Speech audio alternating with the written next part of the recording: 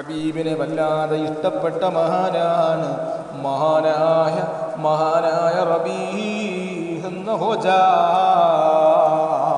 അല്ലാഹുവിന്റെ ഹബീബിനോട് വല്ലാതെ ഇഷ്കായിരുന്നു.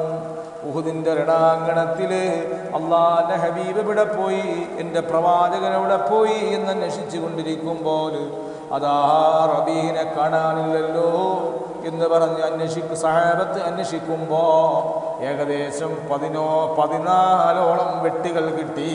അതാ ആഴത്തിലുള്ള മുറിവിലേക്ക് ശത്രുവിൻ്റെ വശത്ത് നിന്ന് കിട്ടിയിട്ട് വിദൂരത്തിൽ ഇങ്ങനെ കിടക്കുകയാണ്. അപ്പോഴും ചോദിക്കുന്നു, എൻ്റെ റസൂലുള്ള എവിടെ, എൻ്റെ ലോകനായകരെവിടെ, മുഹമ്മദ് മുസ്തഫ അഹമ്മദ് മുജ്തബ റസൂലുള്ളാഹി സ്വല്ലല്ലാഹു അലൈഹി വസല്ലം നിങ്ങളെവിടെ?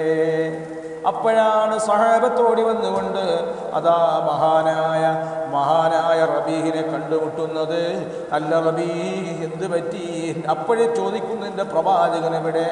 നിങ്ങളിവിടെ നിൽക്കേണ്ട ആവശ്യകതയില്ല, എൻ്റെ ഹബീബിലേക്ക് പോകൂ, എൻ്റെ പ്രവാചകനിലേക്ക് അന്വേഷിക്കൂ, എൻ്റെ പ്രവാചകന് റെക്കമെൻഡ് കൊടുക്കൂ, എൻ്റെ പ്രവാചകന് സഹായം ചെയ്ത് കൊടുക്കൂ, എനിക്ക് സഹായം വേണ്ട.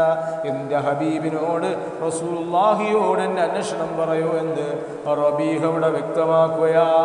ഉഹുദിൻ്റെ രണാങ്കണ ഭൂമിയിലാ. അതാണ് അല്ലാഹുവിൻ്റെ റസൂല് പറഞ്ഞത്, ഉഹുദിനെ ഞാൻ ഇഷ്ടപ്പെടുന്നു, ഉഹുദ് എന്നെയും ഇഷ്ടപ്പെടുന്നു, അതുകൊണ്ട് ഉഹുദ് എനിക്ക് വല്ലാത്ത ഇഷ്കുള്ള പർവ്വതമാ. അല്ലാഹുവിൻ്റെ ഹബീബും അതാ മഹാനായ അബൂബക്കർ സിദ്ദീഖ് തങ്ങളും മഹാനായ ഉമറുൽ ഫാറൂഖ് തങ്ങളും മഹാനായ ഉസ്മാൻ ഇബ്നു അഫ്ഫാൻ തങ്ങളും ഉഹുദിൻ്റെ മലയുടെ പൂക്കൾ തൻ്റെ തട്ടകത്തിൽ നിൽക്കുമ്പോൾ അതാ ഭൂമി കുലുക്കമുണ്ടാകുമ്പോൾ റസൂലുള്ള പറയുകയാണ്, ഇതിൽ നിൽക്കുന്നത് ഉഹുദേ, നിനക്കറിയോ?